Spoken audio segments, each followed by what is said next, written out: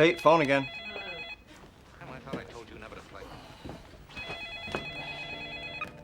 Hello? Who is this? Who's this? This is Emily Gilmore. Who's this? Luke Danes, Mrs. Gilmore, your daughter's friend from the diner. Hey, I'm not really supposed to be talking to you here. Hang on. Why did you answer the phone? You answered it before. Yeah, but that was Rory. You should have told her I'm not here. Then what would I be doing here? Light maintenance? Come on, take it. You broke a rule. You've broken every rule. Yeah, but dodging my mother's phone calls is not a movie night rule. It's an always rule. The labs low everywhere. Won't you join us for a drink? Oh, no, Rick. Hi, Mom. What's up? So now you're telling people they can't speak to me? No, Mom. It's just a little movie night rule. If you and Luke want to talk, you guys can talk. I'm talking about Natalie Zimmerman. Natalie? I called her today about sprucing up a room she did for me a year ago, and as you would say, she blew me off. Well, what did she say? She said she couldn't help me out, but she wouldn't say why. So I leaned on her a bit. She cracked and said she'd made you certain promises. Mom, I never told her she couldn't work for you. She said you did. Well, no. Our agreement was... So there was an agreement. Yes, but... To exclude me? No, well, not exactly. You know, Lorelai, perhaps it would be easier if you just gave me a list of the people I'm not allowed to have contact with. So far, I know there's Natalie and Suki and Luke on movie night.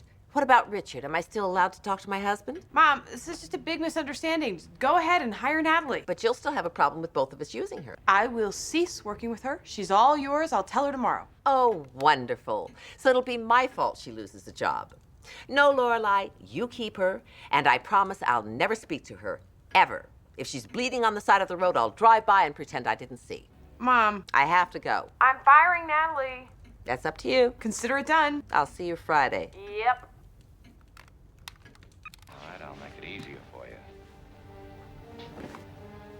Go ahead and shoot. You'll be doing me a favor. Just how you feel, Rick. Shh.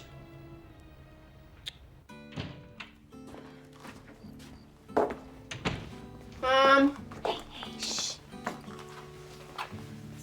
Tell me you didn't fall asleep during Casablanca. No, we made it through Casablanca. You fell asleep during Hard Bodies. How do you fall asleep during a classic like Hard Bodies?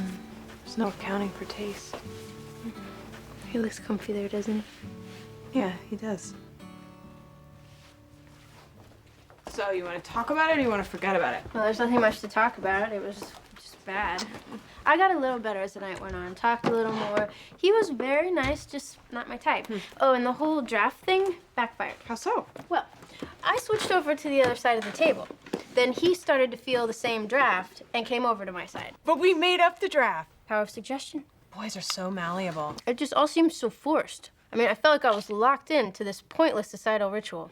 There has to be another way. Luke and I were debating that. Luke thinks it's all about gut instinct. You know instantly if a person is right for you. I think you have to go through a lot to find a contender. You've been very lucky with boys before. They were just always sort of there. But I think for the most part, a girl's got to hunt a little. And go through a lot of non-contenders. Yes, but then the non-contenders become your fun bad date anecdotes. In fact, on your next date, if you're stuck for a topic, tell him about your bad date. But what if that date is bad? Then you have an anecdote for your next date. And how long does this go on? You've seen Grey Gardens. It could go on forever. Oh, well, just shoot me now. Hang in there. Go with Luke's gut thing if all else fails. Maybe.